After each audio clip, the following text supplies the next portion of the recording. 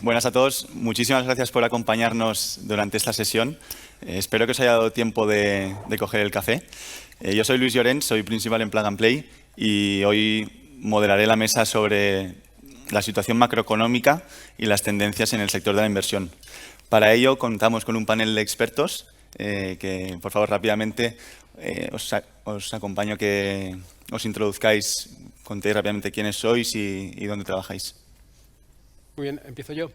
Pues nada, oye, muchas gracias a todos por la asistencia, a la organización por invitarnos. Soy Unai Ansejo, soy el consejero delegado de Indexa Capital y consejero en Big Water Funds. La primera es una empresa de inversión en inversiones líquidas y la segunda es un fondo de gestión de capital riesgo que invierte en empresas no cotizadas. Soy Jaime Gil Delgado. Yo soy principal en SwanLab. SwanLab es una gestora de Venture Capital.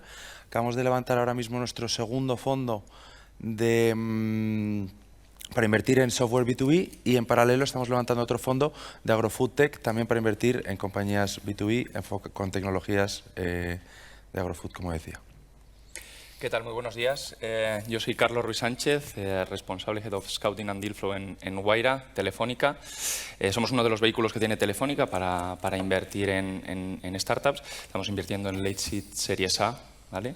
Y bueno, al final es un poco nutrir a Telefónica de la innovación externa, ¿no? Enseñar tendencias, trabajar con ellas y bueno, es un poco lo que hacemos, ¿no? Buenísimo, oye, pues muchísimas gracias. Ahora ya entrando un poco más en materia, pasando a la parte de la discusión. Hace ya varios meses que el mundo en general se ha visto sacudido por alta volatilidad en el mercado, posiblemente debido pues, a la pandemia, a la guerra de Rusia, crisis energética, problemas en el supply chain, ahora recientemente la guerra de Israel. Y todo esto ha tenido un impacto muy directo en el ecosistema de la inversión en general.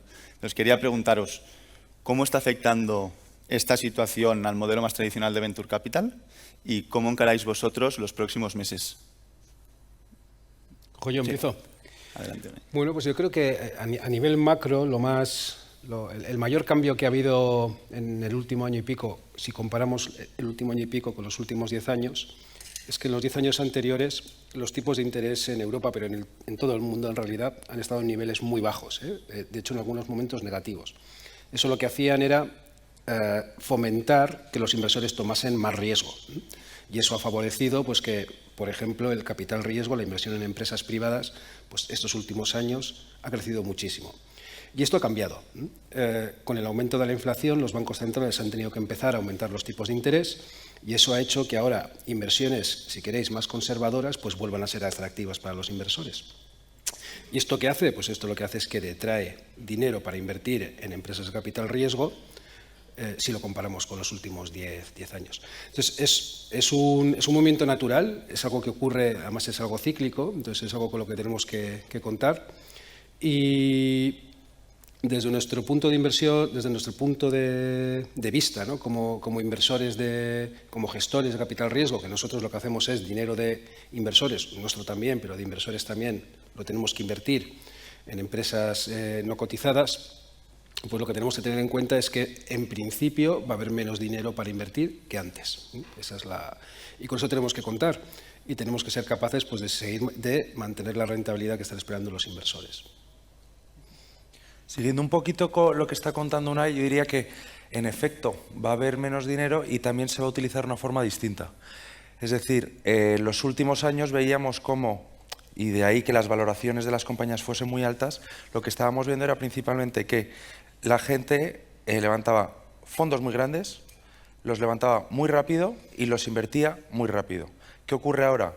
Que los fondos ya cuesta más levantarlos, la gente está bajando los tickets de su fondo, es decir, perdón, el tamaño de su fondo, está levantando fondos más pequeños y eso hace que se miren más en detalle las compañías y no inviertan en compañías con valoraciones tan altas porque no hay tanto dinero para invertir en esas mismas.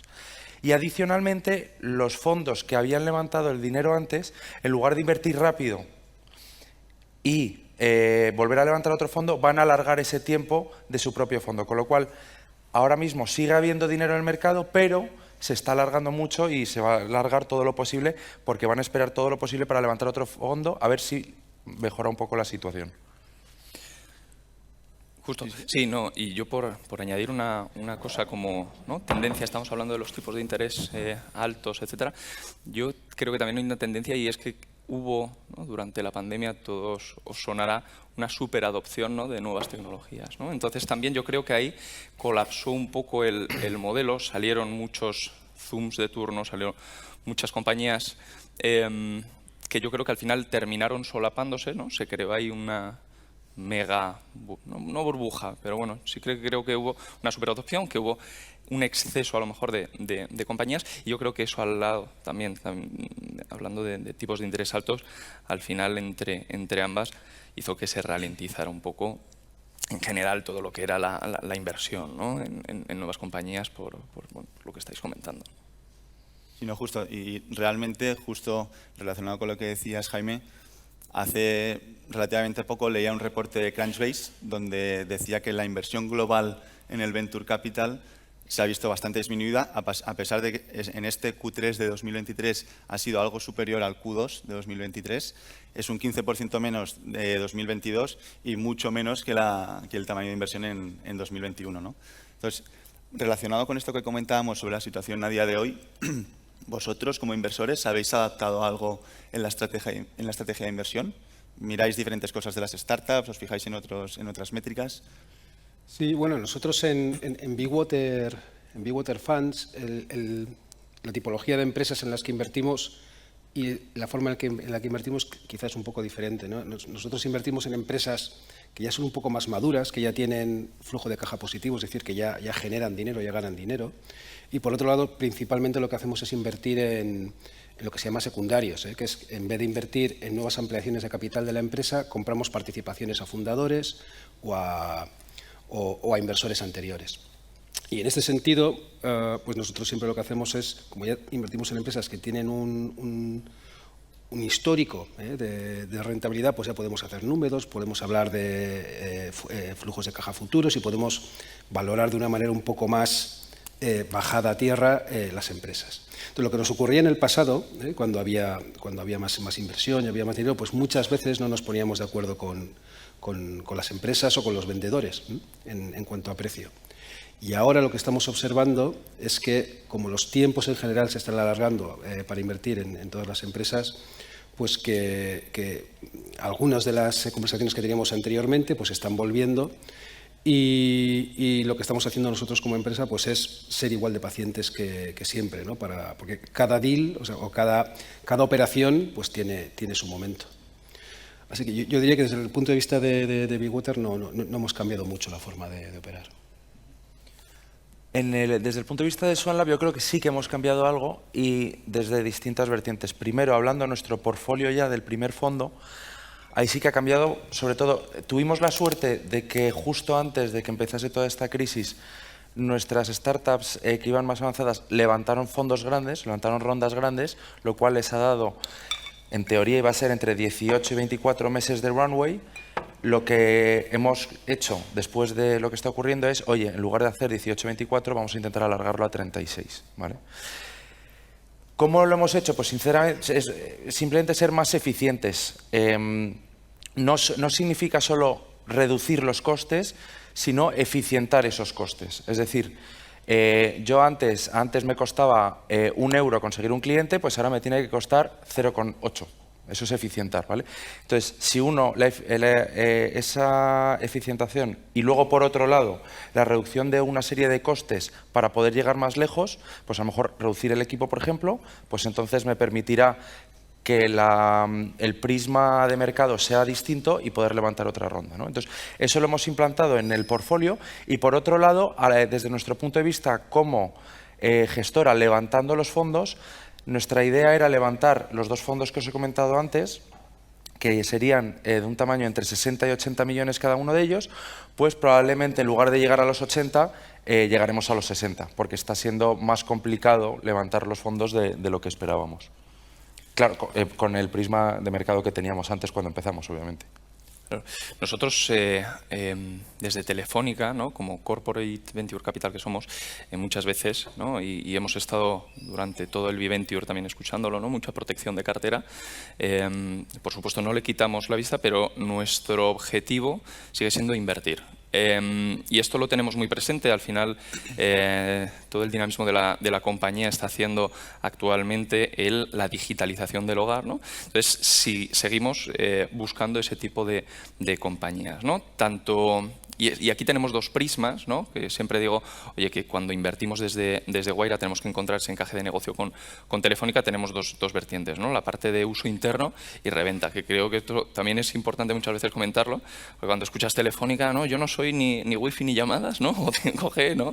Entonces no hace falta que sea ese tipo de compañías, sino que al final, oye, pues a nivel uso interno, por supuesto, 5G, conectividad, etcétera, son obvias, pero a nivel reventa, oye, pues toda la parte de salud, ahora nuevo acuerdo, y también tiro ahí con Pau Gasol, Iker Casillas, o sea, toda la parte de Sportec, salud, nutrición, etcétera. O sea, que al final es muy amplio, ¿no? Entonces, nuestro objetivo es seguir invirtiendo en compañías, pero siempre con el foco de qué podemos aportar, ¿no? Aparte de capital, en nuestro caso es toda la potencia, el know-how de Telefónica. Muy relacionado con lo que decíais, la mayoría de VCs, de inversores, estamos recomendando a los emprendedores en general ser más eficientes en capital, como bien decíais, intentar reducir un poco costes para aumentar un poco la caja y poder pasar este periodo de incertidumbre que estamos viviendo. De hecho, se ha visto en grandes empresas tecnológicas como Amazon, Netflix, Meta, etcétera, que están incluso despidiendo a varios empleados, haciendo layoffs, y congelando un poco las contrataciones. Entonces, un poco como estabais comentando, ¿qué pueden esperar las startups de esta etapa? Y también, ¿qué recomendaciones les daríais para poderla pasar con el mayor éxito posible? Ante eso, perdona, es que justo el año pasado, lo siento, no me acuerdo de los números porque es un informe que preparamos el año pasado sobre todos los despidos de las grandes tecnológicas, que al final el mundo de las startups y de las grandes tecnológicas es muy distinto. La prensa, sobre todo, tiende sobre todo a igualarlo, pero realmente son dos mundos completamente distintos. Y en este informe que hicimos, para quitarle, o sea, no para quitarle importancia, obviamente es importante, pero habíamos visto que estos grandes despidos que salieron en todos los periódicos, que eran horribles, habían despedido, creo que era al 50% de la gente nueva que habían contratado el año anterior, de media todas estas. Entonces, es un reajuste, no es que se acabe el mundo, ¿no? Entonces es un reajuste y yo creo que lo mismo ha pasado con las startups o está pasando con las startups. Ha habido un reajuste, o sea, realmente dicen, no, ahora muchos emprendedores dicen, no, es que, joder, es que la valoración que me estás dando es muy baja. Bueno, es baja no, simplemente yo creo que ha vuelto a su lugar, porque es que estábamos en unos números altísimos y eso se está viendo porque realmente todas esas compañías que levantaron a unos múltiplos muy altos, valoraciones muy altas, cuando se les acaba el dinero y han vuelto a levantar más de dinero, se han encontrado con que se han reducido las valoraciones, han hecho down rounds, pero ¿significa eso que la compañía vaya mal? No, ni mucho menos, simplemente que estaba en un momento de mercado que ya no es, que no hay las expectativas en los próximos años de crecimiento como las había entonces, y entonces simplemente se reduce. No creo que sea una crisis existencial, simplemente es un reajuste ante burbujas que ha pasado toda la vida en toda la economía, no solo con las startups. Sí, como preguntabas por la recomendación para los empresarios, para los emprendedores, ¿no?, que están en este momento creando empresas o en un estado más avanzado. Yo aquí daría siempre la misma recomendación que hemos dado, que es que hay que procurar que el último dinero que has levantado sea el último. Que no necesites de una nueva ronda, eso es lo ideal. Porque eso y es bueno por varias razones. La primera es que como emprendedor, como empresario, te da total libertad. O sea, tú ya eres dueño de tu destino, porque ya decidirás si quieres crecer más rápido, entonces tienes la opción de coger más dinero si quieres, no es una obligación. O puedes decidir, voy a empezar a pagar dividendos para recuperar capital, o puedes decidir vender una participación para reducir riesgo y estar diversificado. Mientras que si estás en una situación en que la empresa necesita recurrentemente dinero, pues te pone en una posición mucho más débil, mucho más cortoplacista y donde a veces tienes que tomar decisiones que si tuvieras la capacidad de tener mucho tiempo no tomarías, ¿no? Entonces, es como decía, ¿no? Que no es una situación anómala, que haya momentos donde hay más capital disponible y otros momentos donde hay menos capital disponible. Es algo con lo que tenéis que contar. Igual el año que viene la situación ha cambiado y hay más capital disponible, pero en algún momento volverá a cambiar. Entonces, como eso es así, mi recomendación es, bueno, de nuevo, no quiero repetirme, pero es lo mejor que podéis hacer como empresa. Además, es que vais a vivir mejor, vais a vivir menos estresados. Es tener una empresa que, con sus propios medios, pues genere capital. Y eso al principio, cuando estás montando una empresa, te obliga necesariamente a ser, pues a apretarse mucho el cinturón, pues porque al principio hay pocos ingresos por necesidad, ¿no? Es más complicado, es más duro y también es verdad que no siempre es posible, ¿eh? Hay veces que las empresas están en un sector de rápido crecimiento donde si todos tus competidores pues tienen muchísimo dinero, pues tú vas a estar obligado, a jugar a lo mismo. Pero si no es así, mi recomendación es que vayáis con calma, poco a poco, vayáis generando caja cuando se pueda y que seáis dueños de vuestro destino. Y añadiendo un poco a lo que estáis comentando, al final yo creo que no es que hayan bajado las valoraciones, se han racionalizado, ¿no? O sea, que es lo que estábamos diciendo. Al final es que ya no es levanta pasta para capturar la mayor cuota de mercado que puedas, sino es genera métricas, genera ingresos, ¿no? Genera algo tangible que luego eso pueda aportar a la valoración de tu compañía, ¿no? Creo que eso, con esta situación, al final da una visión mucho más natural, ¿no? Mucho más tangible de cómo está cada compañía. Entonces, sumándome a lo que estoy diciendo, yo creo que es cautela, tranquilidad, intentar buscar esos clientes, intentar buscar esas métricas y un poco estirar el chicle sabiendo siempre muy bien hacia dónde quieres llegar, ¿no? O sea, cuáles son tus puntos, cómo los vas a justificar, cómo los vas a querer trabajar. Y yo creo que eso de enseñar antes diferentes escenarios, ¿no? El bueno, el malo, el seguro, no. Creo que tienes que enseñar un escenario, trabaja sobre ese escenario y vamos viendo cómo va a ir fluctuando, ¿no? Y en base a eso, oye, vamos pues bueno, analizando la compañía con un estado mucho más, como decía, más tangible, más actual. Sobre lo que estaba diciendo antes Unai, está muy bien para un tipo de compañía que la ronda que están levantando ya sea la última. Para el tipo de negocio en el que estamos, de rápido crecimiento, que es lo que has nombrado al final, eso no es posible, porque es que te comen. Ya no solo en España, sino que en Estados Unidos aquí estás levantando 2 millones y con eso te vale para llegar hasta el siguiente punto. En Estados Unidos tienen 10 millones en esa primera ronda.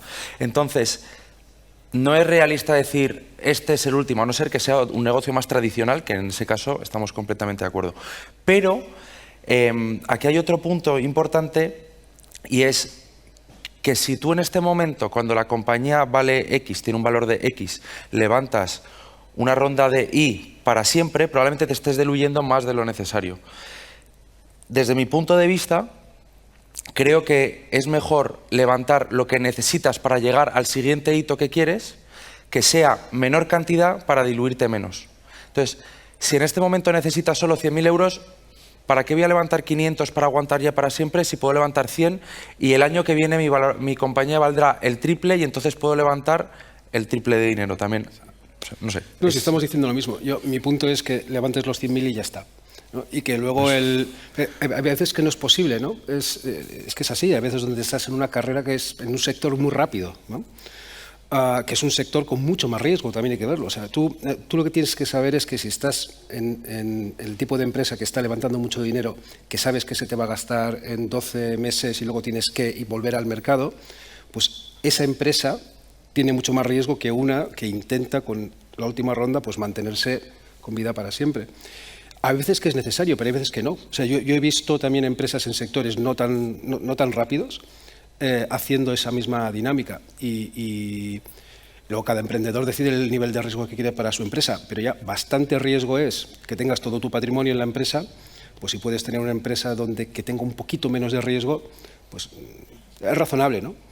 Pero bueno, luego cada uno, por supuesto, pues ya decidirá, ¿no? No, y de hecho, justo antes, la pregunta nos decías alguna recomendación sobre este punto. Levantar una ronda para un emprendedor es una pérdida de foco absoluta. Porque al final no estás a lo que tienes que estar, que es en tu compañía, centrado en tu compañía, que crezca y tal. Entonces yo ahí como consejo muchas veces nos empecinamos en la valoración, el tamaño de la ronda. Oye, a lo mejor si levantas un 20% menos y la valoración es un 20 o un 30% menos, no pasa nada. No paremos la compañía por esos pequeños detalles, que pueden parecer grandes, pero no lo son. Al final lo importante es crecer rápido y llegar al siguiente hito y centrarte en la compañía. También, en relación a lo que estamos diciendo, si cada año tienes que estar levantando ronda, son un trimestre o 2 trimestres perdidos al año, porque es que el foco es imposible. Que sea, estás todo el rato hablando con inversores, buscando, estás estresado y agobiado porque no te entra el dinero, te vas a quedar sin, tienes a tus trabajadores, tienes que pagarles. Entonces, démosle la importancia que tiene la valoración y el tamaño de la ronda, pero que no sea excesivo. Eso, desde mi punto de vista, creo que es muy importante. Y yo, por ejemplo, cuando hablo con amigos míos que van a emprender, se lo digo, porque es que de primeras todos queremos que nuestra compañía valga mucho, levantar exactamente el dinero que teníamos preparado, etcétera. No creo que sea tan vital como nos lo pensamos normalmente. Justo, ¿no? Y muy relacionado con lo que estabais comentando, ¿cómo convive el ser eficiente con el capital, con el modelo de VC tradicional, que lo que quiere es invertir en startups que crezcan muy rápido, que ganen mucho market share y que lleguen a ser unicornios para poder tener un éxito considerable? Yo creo que conviven mal, o sea, pero al final claro, entonces el modelo cuando se monta un nuevo fondo de capital riesgo, básicamente lo que estás buscando es que un pequeño porcentaje de las compañías en las que inviertes acaben valiendo muchísimo, y sabiendo que la gran mayoría de las empresas en las que inviertes no van a quebrar, ¿no? O a cabo de unos años van a valer cero. Entonces, tú en un negocio de venture capital, que no es lo que hace Bigwater, pero ahí lo que estás buscando, necesitas que las empresas en las que estás invirtiendo asuman mucho riesgo y vayan a por todo, vayan a por todas. Simultáneamente decir que ahora hay que ser un poco más cauto, pues me imagino que es matizar, es dentro de que te quieres comer el mundo, cómetelo un poco más despacio, ¿no? Yo creo que será un poco quizá por ahí. Pero vamos, en cualquier caso, yo lo que diría que ese es un modelo de empresa, pero no es el modelo que obligatoriamente tenéis que tomar, ni mucho menos. De hecho, hay muy pocas empresas en el mundo que toman ese camino. La gran mayoría de las empresas toman el camino de montar un negocio rentable que no necesariamente tiene que comerse el mundo y que genere trabajo y que genere riqueza en la sociedad. O sea, no tenéis que ir por ese camino obligatoriamente. Sí, incluso diría también que yo creo que no lo estábamos comentando, diferentes vías de financiación, ¿no? O sea, al final, lo primero es ¿para qué necesitas ese capital? ¿No? Que es lo que estábamos diciendo, ¿no? Hay que ser cauto, ¿para qué? Justifícalo y mira a ver oye, hasta qué punto te quieres diluir, quieres verlo, ¿no? Que creo que eso es importante.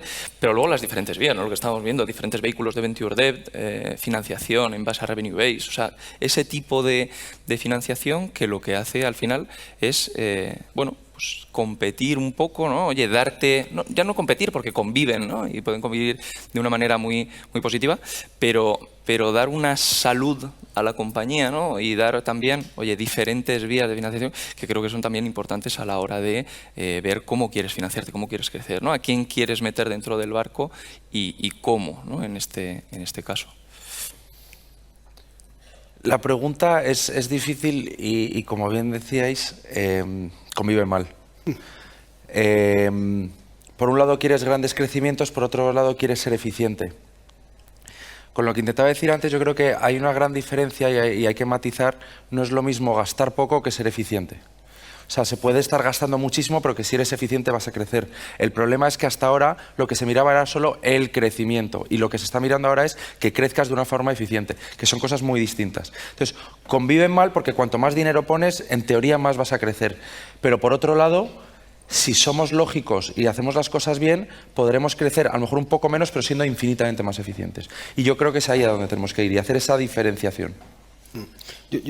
Una cosa que se me acaba de ocurrir es, como hay menos financiación ahora en el mercado, las carreras rápidas van a ser menos rápidas que antes. O sea, al final, eso va a hacer que podáis ser, por supuesto hay que ser eficiente en el uso del capital. ¿Qué pasa? Que cuando hay mucho capital es mucho más difícil usarlo de manera eficiente. Y esto es, vamos, yo creo que es una regla de oro. Si tú usas en marketing 10 veces más capital que otro, es muy poco probable que el coste de adquisición por usuario lo tengas igual, ¿no? Por necesidad va a ser más caro porque vas a ir a clientes más caros, ¿no? Muy probablemente. Y en fin, lo que estoy ahora reflexionando es que como va a haber menos financiación, pues entonces vais a tener menos presión competitiva de competidores gastando muchísimo dinero en captación y que les diera absolutamente igual el coste de adquisición, ¿no? Vas a tener menos presión competitiva. Así que vas a tú también poder ser más eficiente, vas a estar más tranquilo, con un horizonte de gestión un poco más largo. No, interesante, y siguiendo un poco con estas estimaciones y proyecciones que estamos haciendo, a modo de resumen, que veo que quedan 4 minutos, me gustaría lanzaros 3 temas y que nos dierais vuestra opinión más sincera de cómo van a evolucionar estos temas. El primero sería valoración. ¿Cómo pensáis que va a evolucionar la valoración en los próximos 6-12 meses? Luego, las inversiones, tanto desde el punto de vista de control como de financiación, si pensáis que van a evolucionar de alguna manera, y también el estado en el que estamos viviendo, más a nivel global de inversión. ¿Pensáis que volveremos a los datos de 2021 en algún momento? ¿Pensáis que eso era algo descabellado? ¿Cómo veis que van a evolucionar estos 3 puntos? Empezamos por la valoración, si queréis. ¿Me la juego yo primero o yo creo que... Perdonad, aquí os pido sinceridad. Si queréis, taparos los oídos cuando hablen los compañeros y así no... No, yo creo que las valoraciones no creo que vayan a seguir bajando, yo creo que ya se han estabilizado, van a llegar. Creo que en España todavía queda un poco de reajuste. En Estados Unidos llega antes, no suele llegar más tarde a nosotros, ¿no? Y yo ya se ve en el mercado que ya los emprendedores sí que están dispuestos a bajar sus valoraciones, que a lo mejor llevan un año en un impasse de tal, pero yo no creo que vayan a seguir bajando, yo creo que ya han llegado a unas valoraciones que tienen ya mucha más lógica, que estamos hablando, dependiendo de la compañía, de cómo vaya, etcétera, pero ya en que lo normal sea más en torno a 7, 8, no como hace un par de años que lo normal era más bien 12, 14. Yo creo que es sensatez y ajuste con las valoraciones. Creo que ha llegado para quedarse y que tiene todo el sentido el que no es que sigan bajando, sino es que se mantengan en un nivel óptimo respaldado por métricas. Pues yo como soy el último. Entonces os diría que la corrección que ha habido ha sido se puede medir mejor, por ejemplo, en empresas que hicieron IPOs o salidas a bolsa recientes, ¿no? Entonces, cayeron mucho más las empresas que estaban en pérdidas que las que estaban ganando dinero. Es decir, las empresas tecnológicas que estaban en pérdidas cayeron mucho más. Y yo creo que eso es algo que podemos esperar que siga ocurriendo. Ha habido mucha corrección, pero no sabemos si, por ejemplo, la situación económica empeorará. Si empeorase, yo esperaría que las empresas que están en pérdidas sigan sufriendo más que las otras. Pero nadie lo sabe, perfectamente la cosa podría mejorar. Lo que sí creo que no va a pasar es que volvamos a un entorno donde los tipos de interés han estado en terreno negativo durante 10 años. O sea, tenemos que saber que vamos a convivir con un entorno de tipos normal, porque ahora dicen los tipos están muy altos. El 4% no es muy alto. O sea, el 4% es algo que, si la economía crece a largo plazo un 2% y a largo plazo la inflación es un 2%, pues el tipo tiene que estar al 4%, ¿no? Más o menos. O sea, que tenemos que saber que esto va a quedarse así, que si tú ahora pides financiación te va a costar, y eso no va a cambiar. Yo espero que nunca, porque lo que hemos pasado estos últimos 10 años es una cosa muy rara. Así que con eso tenemos que contar. Y por último, que veo que queda 1 minuto y 20 segundos, ¿cómo veis que lo comentabas ahora un poco con los tipos de interés que se van a mantener, cómo pensáis que va a evolucionar el sector o en el ecosistema de la inversión en general? A nivel de capital en el sector, número de oportunidades, empresas públicas saliendo a bolsa, etcétera. Hombre, empresas que salgan a bolsa probablemente habrá algo menos. Te estoy hablando, lo digo, mi punto de vista, porque históricamente ha sido así, pero realmente no sabemos exactamente. Lo que sí que podemos decir es que las inversiones se han reducido, como he dicho antes, ahora hay fondos más pequeños, etcétera, etcétera. No quiero alargarme mucho, que quedan 40 segundos, perdón. Pero también es verdad que los fondos que levantaron hace 5 años se les va a acabar el periodo de inversión y de alguna forma van a tener que invertir ese dinero. Con lo cual, creo que estos próximos 2 años sí que va a haber, se va a mantener la inversión que hay, o incluso podría incluso crecer un poco, a no ser que el mundo se vaya al traste, pero no creo que haya realmente mucho cambio, ni bajadas ni subidas. Yo no tengo esa bola de cristal, pero creo que esto ha sido no quiero llamarlo shock, pero ha sido oye, wait and see, ¿no? Oye, ¿qué está pasando? Y ahora es adaptación, ¿no? Conocer qué va a pasar, creo que va a seguir el ritmo de inversión, incluso espero además, y creo que se reactiva y que crece un poco, pero al final es en base a la adaptación, ¿no? del contexto. Estamos sin tiempo, así que voy a decir que a nivel global bajará la inversión, yo creo, pero en España puede seguir subiendo porque es un mercado muy pequeño, todavía a día de hoy. Pues oye, muchísimas gracias. Espero que os hayamos inspirado de alguna manera y Gracias a vosotros. Vamos a darles un fuerte aplauso.